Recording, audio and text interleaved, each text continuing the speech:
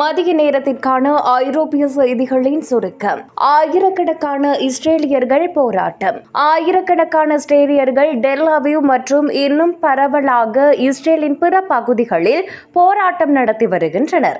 போரை நிறுத்த கோரியும் காசாவில் உள்ள எஞ்சியுள்ள பணைய கைதிகளை வீட்டிற்கு கொண்டு வருவதற்கான அவசர அரசாங்க நடவடிக்கையையும் கோரி இந்த போராட்டம் முன்னெடுக்கப்பட்டு வருகிறது. மேலும் ஒரு கூட்டத்தில் எதிர்ப்பாளர்கள் டெல் அவீவின் பணைய கைதிகள் சதுக்கத்தில் இந்த மாதம் இஸ்ரேலிய துருப்புகளால் மீட்கப்பட்ட கைதிகளின் நினைவாக 1 நிமிடம் மௌன அஞ்சலி செலுத்தினர். ரஷ்யாவின் கொடூர தாக்குதல், 14 பேர் பலி. கிழக்கு உக்ரைனிய நகரமான கார்கிவில் உள்ள ஹார்டுவேர் சூப்பர் ஸ்டோரில் ரஷ்யா நடத்திய தாக்குதலில் இறந்தவர்களின் எண்ணிக்கை 14ஆக உயர்ந்துள்ளது என்று பிராந்திய ஆளுநர் தெரிவித்துள்ளார். மேலும் தாக்குதலில் 43 பேர் காயமடைந்தனர் மற்றும் தாக்குதலுக்கு பிறகு 16 பேர் இன்னும் காணவில்லை என்று தெரிவிக்கப்படுகிறது.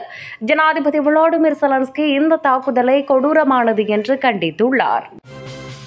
உக்ரைன் மீதான ரஷ்யாவின் உச்சக்கட்ட தாக்குதல், போலந்து நாட்டின் அதிரடி நடவடிக்கை. மேற்கு உக்ரைனை குறிவைத்து தாக்கும் ரஷ்ய ஏவுகணைகளிலிருந்து நாட்டின் வான்வெளியை பாதுகாக்க போலந்தின் விமானப்படை ஜெட் விமானங்களை இறக்கியுள்ளது.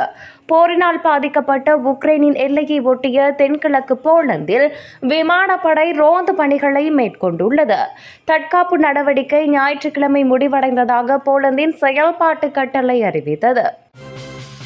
நியூ கலிடோனியா விமான நிலையம் ஜூன் 2 வரை மூடல். நியூ கலிடோனியாவின் சர்வதேச விமான நிலையம் குறைந்தபட்சம் அடுத்த ஞாயிற்றுக்கிழமை வரை மூடப்படும் என்று அதன் ஆபரேட்டர் தெரிவித்துள்ளார். கிட்டத்தட்ட 2 வாரங்களுக்கு பிறகு பிரெஞ்சு ஆட்சிக்குட்பட்ட பசிபிக் தீவில் தேர்தல் சீர்திருத்தம் தொடர்பாக கலவரம் வெடித்தது. கார்கள் மற்றும் வணிக நிறுவனங்கள் தீ வைத்து எரிக்கப்பட்டதுடன் கடைகள் சூறையாடப்பட்டன. அத்துடன் கலவரத்தில் 7 பேர் உயிரிழந்துள்ளனர். பிரான்சில் பேருந்தை கொளுத்திய ரசிகர்கள், 20 பேர் காயம். நேற்று பாரிஸ் லியோன் கழகங்களுக்கு இடையே இறுதிப் போட்டி இடம்பெற்றது. பாதுக்கலையில் இருந்து ரசிகர்களுடன் போட்டியை காண 2 பேருந்துகள் புறப்பட்டிருந்தன. இதன்போது லியோன் பாரிஸ் ரசிகர்களிடையே மோதல் வெடித்தது.